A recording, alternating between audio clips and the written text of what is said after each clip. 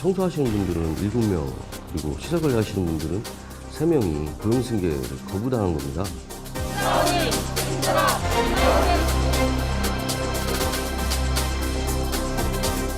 용역업체가 나름 상식적인 선에서 재량권을 발휘한 것이 아닌가 그렇게 보고 있습니다.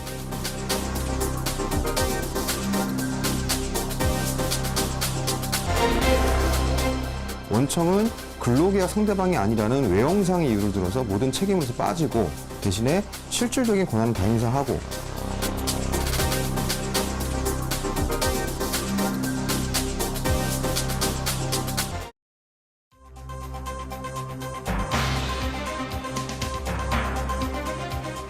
안녕하십니까. 시사플러스의 임세혁입니다. 우리 사회가 안고 있는 구조적 모순과 병폐를 극명하게 드러내는 것 중에 하나가 바로 비정규직 문제입니다. 특히 간접 고용 형태로 일하는 용역 노동자들의 경우 낮은 임금과 또 고용 불안으로 인한 고통이 심각한 수준인데요. 바로 이런 현실을 여실히 보여주고 있는 것이 올해 초에 불거진 수자원공사 용역 노동자 해고 사태입니다. 자, 이민수 PD. 이 수자원공사 용역 노동자 해고 사태가 발생한 지 벌써 반년 가까이 지나가고 있는데 여전히 해결의 실마리를 찾지 못하고 있는 상황이죠. 그렇습니다. 수자원공사에서 일하던 청소 및 시설 관리 용역 노동자 10명이 졸지에 일자리를 잃은 것은 올해 1월 1일입니다. 수자원공사가 기존 용역업체와 계약이 끝나고 새로운 용역업체와 계약을 맺는 과정에서 재계약 불가 통보를 받은 것입니다. 즉 고용 승계가 되지 않은 것으로 노동자 입장에서는 해고가 된 것과 다름없습니다. 네, 통상적으로는 이제 용역업체가 바뀌더라도 재계약을 통해서 고용 유지가 이루어지는 것이 일반적인 상황 아니겠습니까? 그렇습니다. 해고 노동자들은 용역업체가 유독 노조 활동이 활발했던 노동자 위주로 재계약 불가를 통보했고 이는 노조를 탄압하기 위한 수자원공사의 개입이었다는 의혹을 제기하고 있는데요. 예. 하지만 수자원공사는 이번 사안이 원청업체로서 개입할 수도 없었다고 주장합니다. 수자원공사 용역 노동자 해고 사태, 그 속내를 들여다봤습니다. 지난 1월부터 한국수자원공사 앞에서는 해고 노동자들의 농성이 계속되고 있다. 용역업체에 소속돼 수자원공사에서 청소와 시설 관리 일을 하다 일자리를 잃은 노동자들이 6개월째 복직을 요구하는 농성을 이어오고 있는 것이다. 작년이죠. 13년 12월 31일 날이 이제 용역 만료일이었습니다. 그리고 올해 이제 2014년 1월 1일부터 새로운 용역업체가 선정이 돼서 이제 업무 수행을 하고 있는데 과거로 보면 그렇게 용역업체가 바뀔 때마다 그 안에 이제 근무하셨던 그런 노동자들이 전원 이제 고용승계 돼 왔는데 이번에만 특별하게 그 환경 청소하시는 분들은 7명 그리고 시설 관리하시는 분들은 3명이 고용승계를 거부당한 겁니다. 해고 노동자들은 지금까지 용역업체의 변동과는 무관하게 고용 승계가 이루어지면서 수자원공사에서 짧게는 수년, 길게는 10수년을 일해온 사람들. 이번 같은 경우는 납득하기 힘들다는 주장이다. 배신감 진짜 커요. 진짜 몸담아서 일했거든요, 거기. 그쪽에서 저희 남편이 돌아가셨을 때도 왔었거든요, 시설과에서. 그러면은 저 사람이 생활이 어떻다는 거 알 수 있잖아요, 그죠? 그런데도 이렇게 잘하는 거 보면 너무 잔인해요. 수자원공사를 포함한 많은 공기업과 사기업에서는 시설 관리와 청소 등 단순 노무의 경우 용역 도급을 주는 형태로 운영하고 있다. 이때 노동자들은 용역업체의 재계약이나 변동에 상관없이 고용 승계가 이루어지는 것이 일반적인 상황. 하지만 수자원공사 해고 노동자들의 경우 이례적으로 고용 승계 대상에서 제외된 것이다. 취재팀은 청소 업무 용역업체를 찾아 해고 노동자들의 고용 승계가 이루어지지 않은 이유를 물었다. 정상적인 채용 절차를 통해서 면접을 본 거고 그거에 대해서 채용 불합격자인 것입니다. 면접자로서의 어떤 기본적인 태도라든가 이런 질문하는 거에 대해 성실성이 상당히 떨어지신 분들도 상당히 많습니다. 불합격 통보를 받은 노동자들의 경우 그 자질에 문제가 많았다는 것이다. 하지만 해고 노동자들의 주장은 다르다. 이 회사를 어떻게 생각하느냐, 뭐 그동안 일은 어떻게 했냐, 뭐 이런 간단한 거였었어요. 예. 그래서 저는 그 자리에서 저는 일은 열심히 합니다. 그리고 할 말은 합니다 그랬어요. 그랬더니 따지기를 좋아하시나요? 이러더라고요. 그래서 따지는 게 아니라 제가 할 말은 하고 하는 편이라고 그랬더니 알았습니다 하더니 그 다음날 해고 문자 딱 왔더라고요. 용역업체의 면접과 평가가 공정하게 이루어지지 않았다는 것. 여기에는 전문가들 역시 견해를 같이 한다. 실제로 사측에서 얘기하는 공정한 채용 기준이라는 것 자체도 아마 입증이 안 될 거예요. 스스로도. 사측에서도. 사실 업무 내용들을 봤을 때 특별히 뭐 자격증이라든가 예를 들어서 뭐 업무 경력이라든가 이런 것들이 명쾌하게 눈에 보일 정도로 뭐 적합성 여부를 가를 수 있는 기준이 있는 것도 아니고 실제로는 그 자의적으로 한 거죠. 특히 해고 노동자 10명 중 9명이 노동조합 가입자로 이번 사태가 원청의 노조 탄압 차원에서 이루어졌다는 주장이 나오고 있다. 2012년도에 이제 임금 상승을 위해서 저희가 한번 그 쟁의를 한 적이 있습니다.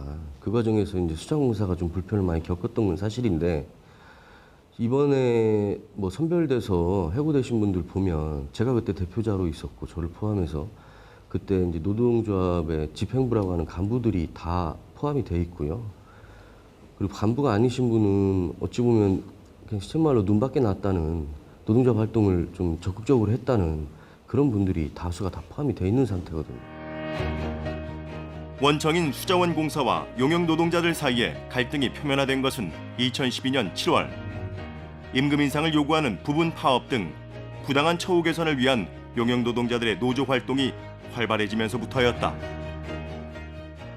용역 노동자로 있다 보니까 매해 이제 고용 불안이 가장 우선적이었어요. 근데 이제 그 과정에서 고용 불안에 대한 불안을 느낄 수밖에 없다 보니까 수자원공사 이제 관리자들한테 눈 밖에 나면 이제 고용 승계가 안 될 위험이 있다는 걸 스스로 인지를 했었고, 그래서 이제 시키는 일이라든가 주면 주는 대로 급여를 받고 계속 일해왔던 상황인데 거의 이제 노예 부르듯이 하는 그런 행태들이 좀 많았습니다.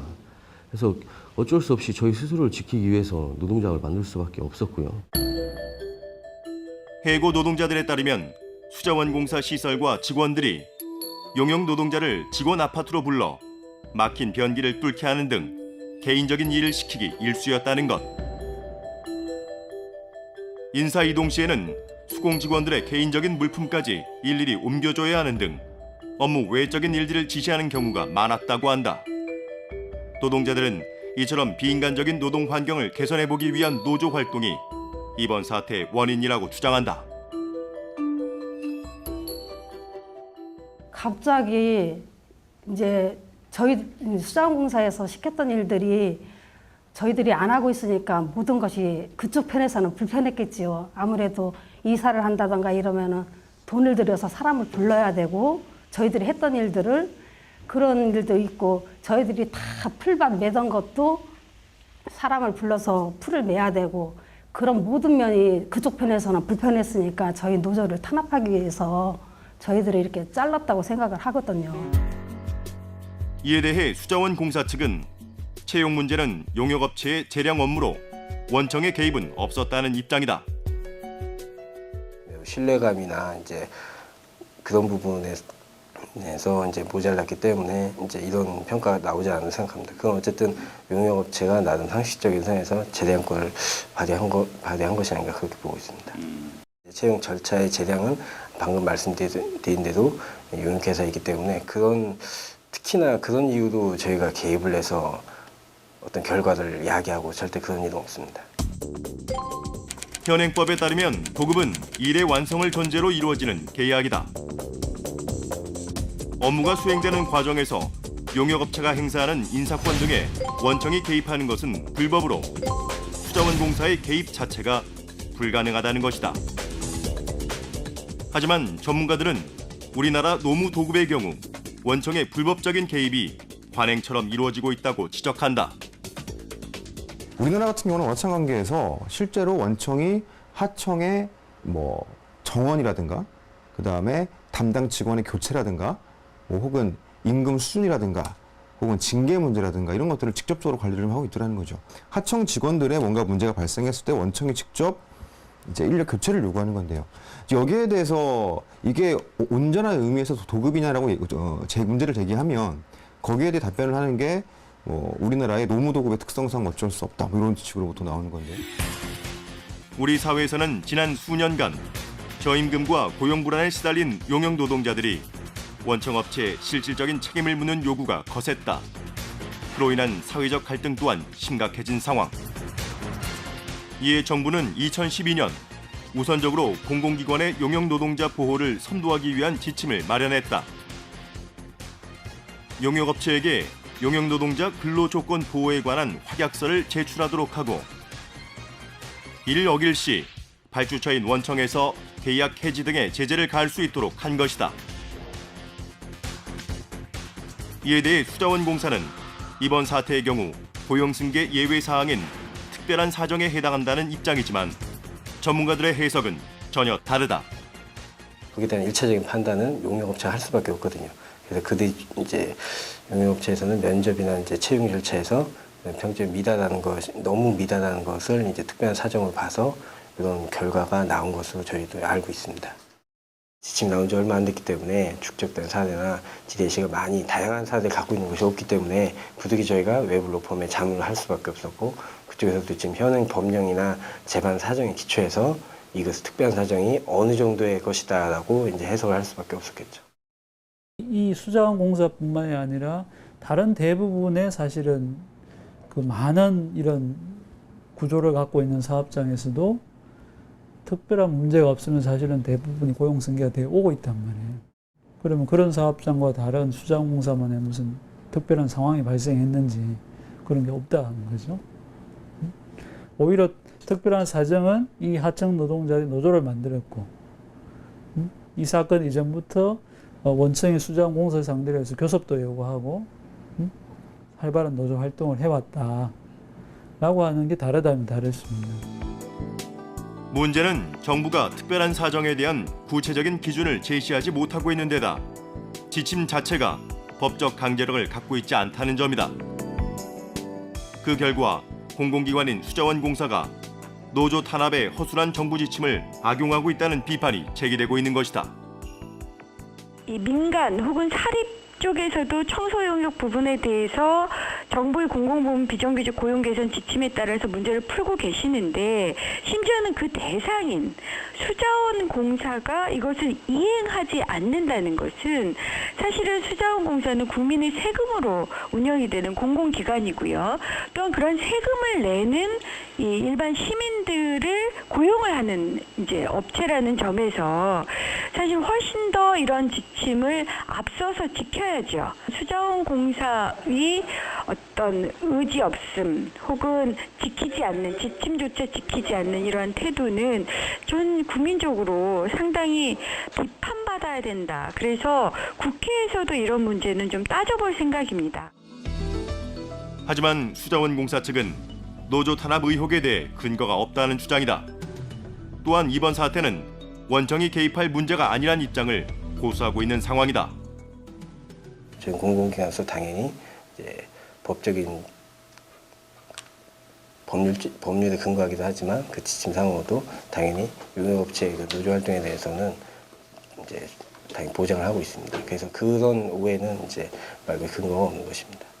그 특정 인원의 채용이나 불채용 부분은 애초에 이제 발주처 원청 입장에서도 개입을 할 수 없는 부분입니다. 그 부분 이유는 이제 원청에서는 그 노무 지위나 그런 채용에서 특정 인원의 채용이나 불채용에 대해서 개입을 하는 것은 불법 확인이 될 수도 있기 때문입니다. 6개월째 실마리를 찾지 못하는 수자원공사 용역노동자 해고 사태. 노조 탄압 의혹을 제기하며 복직을 요구하는 노동자들과 소관 업무가 아니라는 수자원공사. 과연 그 진실은 무엇일까? 노조를 탄압하기 위해 부당 해고를 했다고 주장하는 노동자들과 또 원청이 개입할 문제가 아니라는 수자원공사. 양측의 주장과 입장이 첨예하게 좀 엇갈리고 있는 상황인 거죠?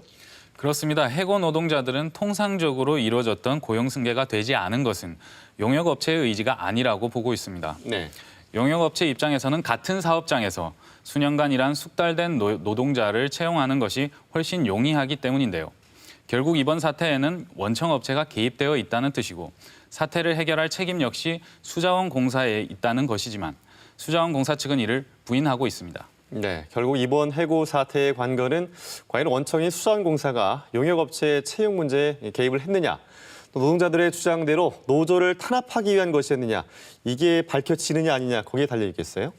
그렇습니다. 하지만 그러한 원청업체의 부당 노동 행위를 노동자들이 직접 입증하기란 현실적으로 많은 어려움이 있는데요. 네. 그런데 이번 취재 과정에서 수자원공사 해고 노동자들이 주장하는 노조 탄압 의혹을 뒷받침할 만한 정황이 드러났습니다.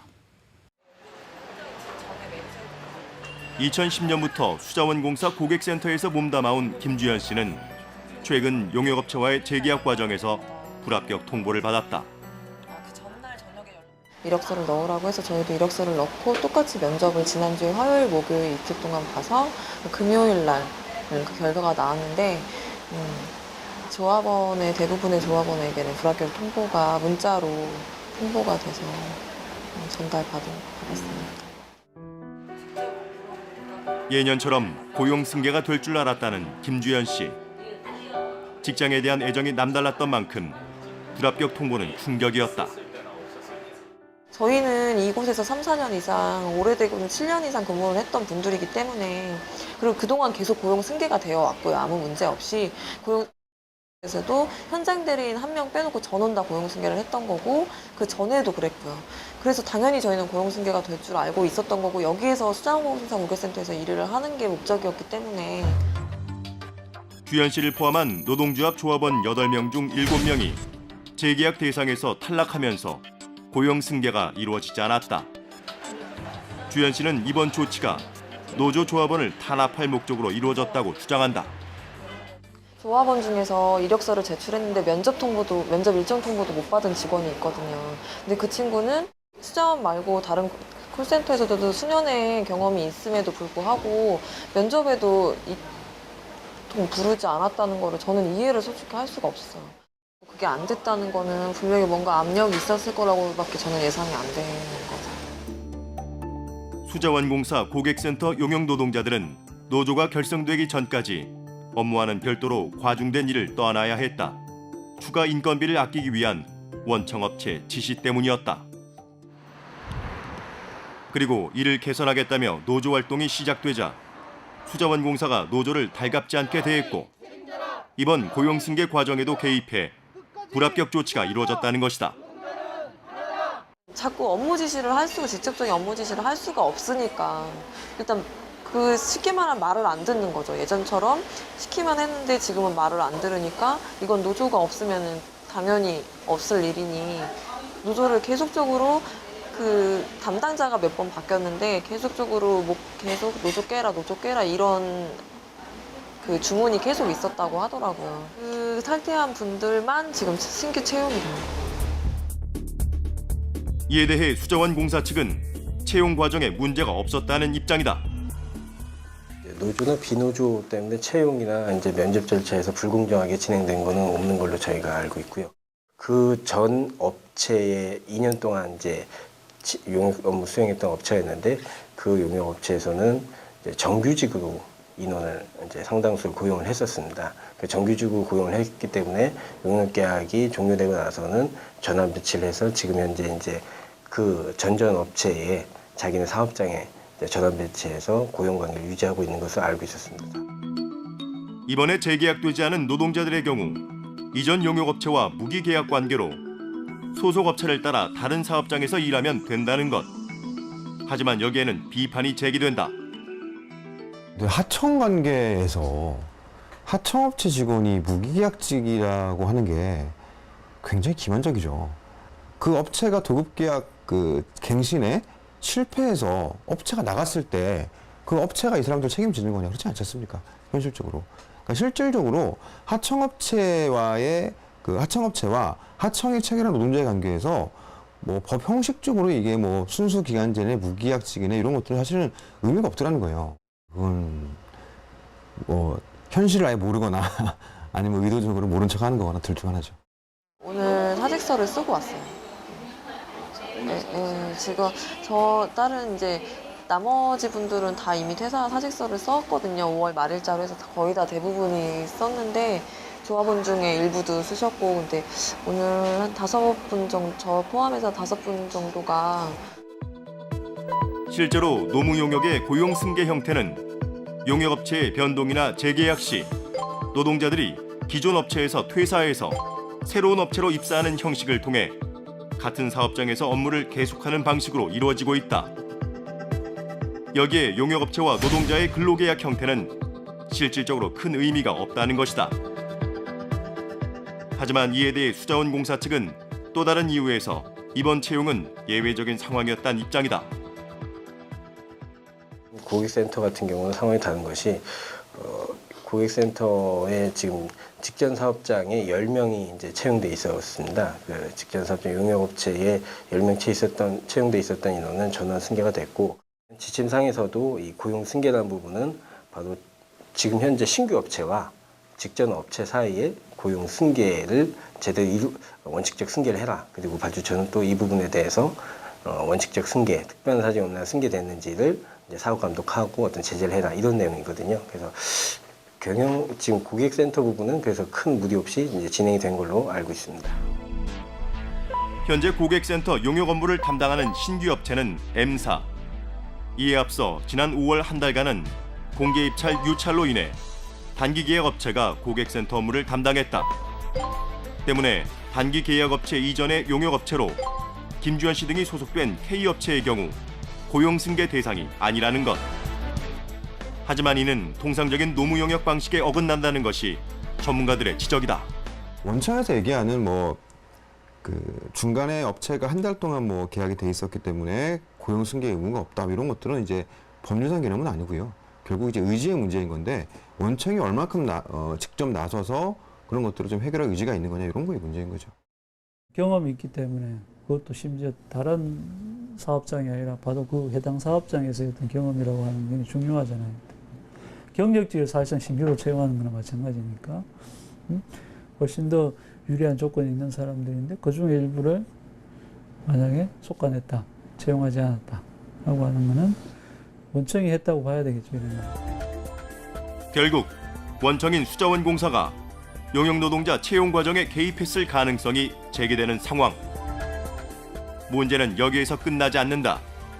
한 달에 걸친 공개 입찰의 유찰 과정에서 더욱 심각한 정황이 드러났다.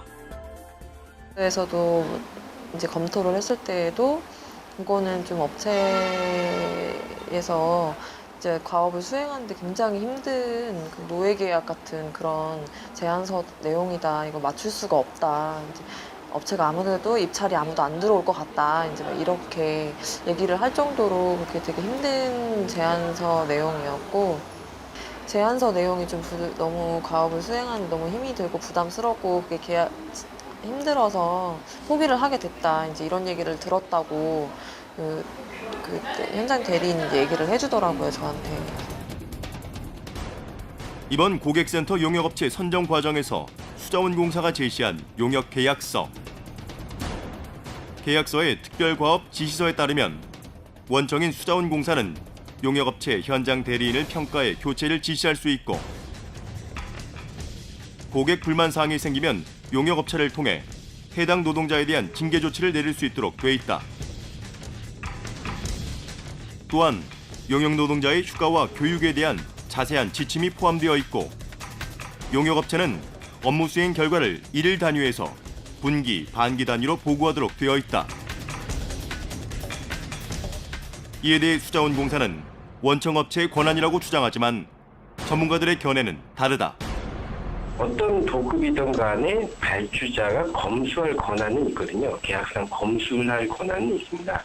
지금 계약서가 디테일해지고 검수와 거기에 대한 평가, 그 평가 부분에 대해서 이제 용역 대가를 연동시키고 이런 부분이 디테일하게 나와 있다. 그것은 이제 제가 앞서 말씀드린 대로 더 공정해진 것인데, 그것을 문제 삼을 수는 없다고 봅니다. 원청이 직접 하청 노동자들에 대한 개별적 지배 구조를 확립함으로써 사실상 파견과 유사하게 인력을 직접 쓸 수 있는 구조가 만들어지는 거고요. 그럼 결국 이제 원청은 근로계약 상대방이 아니라는 외형상의 이유를 들어서 모든 책임으로서 빠지고, 대신에 실질적인 권한을 다 행사하고, 그렇게 되면은 아무런 힘 없는 하청 업체와 하청 노동조합 양측 간에 피터지게 싸워야 되는, 모든 이제 그 고통은 하청 업체와 노조가 모두 감내해야 되는 이런 불합리한 구조가 생기는 거죠. 특히 이 과업 지시서에 따르면 용역업체와 노동조합의 갈등으로 발생한 손해의 책임을 용역업체가 온전히 져야 하고 수자원공사 영역 내에서 노사 분규가 발생하면 용역계약을 해지할 수 있는 등 용역 노동자들의 노조 활동을 제한하는 조항까지 명시되어 있다. 어떤 이유가 됐든 K워터에 직접적인 손해를 주었을 때 그것은 파업이든 뭐든 그건 소속 그 용역회사의 내부 사정이거든요. 그 이유가 중요한 것이 아니고 그것을 어쨌든 관리하고 컨트롤하지 못해서 이 K워터에 직접적인 손해가 미쳤을 때 거기에 대한 민사상 당연한 권리로서 이제 손해배상 청구를 할 수 있다는 내용입니다. 하청 노조 입장에서는 우리가 근로조건 향상 등을 위해서 파업에 들어갔을 때 그것으로 인해 원청과의 도급 계약이 해지돼 버리면 뭐 한 차례 파업으로 뭐 순식간에 실업자가 될 수 있는 뭐 위협에 빠질 수 있게 되는 거죠. 계약 내용 자체가 좀 노동 3권을 보장하고 있는 헌법에 위반된다 이렇게 볼 여지가 매우 높은 거죠. 이에 대해 수자원공사는 오히려 용역 노동자들에게 유리한 조항이라고 반박하는 상황. 예를 들어 적법한 파업 활동에서는 민사상 면책을 받기 때문에 잘 보시면 거꾸로 노동조합이 용역 노동조합이 오히려 협상력을 가지게 되는 겁니다. 그만큼 용역회사는 압박이 된다는 거거든요. 그 뜻은 거꾸로 봤을 때 단체 협상이나 임금 협상에 있어서 오히려 용역회사 노조가 협상력을 가질 수 있다는 얘기입니다. 실제로도 현실도 그렇고요. 원청업체인 수자원공사가 용역업체의 노사 분규에 대한 책임을 강화할 경우 용역업체는 손해배상에 대한 부담이 생기고 그만큼 상대적으로 용역 노동자들의 협상력은 커진다는 것이다. 하지만 이는 현실을 제대로 반영하지 못한 왜곡된 논리란 비판이 제기된다. 본인들의 해석과 무관하게 현실적으로 이 조항은 노동자의 노동상권을 침해하는 조항으로 현실로 작동하기 때문에 이것은 위법하다, 불공정하다라는 것이 일반적이라는 거죠. 저희들이 일일이 다, 그러니까 예를 들어서 대학이나 이런 데를 다 조사를 해봤어요. 그랬더니 다 그러한 노동삼권을 침해하는 용역계약서가 있고 그것에 입각해서 실질적으로 노동자들이 노조에서 가입 탈퇴를 권유를 받거나 너 노조에 가입하지 않으면 고용승계 해줄게 라는 얘기를 듣거나 심지어는 있는 노조가 없어지는 사례, 이런 사례가 지금까지 계속 발생을 했기 때문에 이 용역계약서의 그 조항이 문제가 되는 거거든요. 거꾸로 되는 사례는 없었습니다. 용역업체가 노사 분규로 인한 손해배상에 압박을 받게 되면 노조 활동의 제약과 탄압으로 이어지는 것이 엄연한 현실이란 것이다. 결국 이러한 과업 지시서에는 원청업체인 수자원공사에 부도덕한 의도가 숨어 있다는 것이 전문가들의 견해다. 사전적으로는 이런 부분들을 책임질 수 없는 데는 들어오지 마라 아예. 사전적으로 걸러내는 거고, 그래서 문제의 소지가 발생되지 않은 업체들을 미리 걸러내는 측면이 하나 있고요.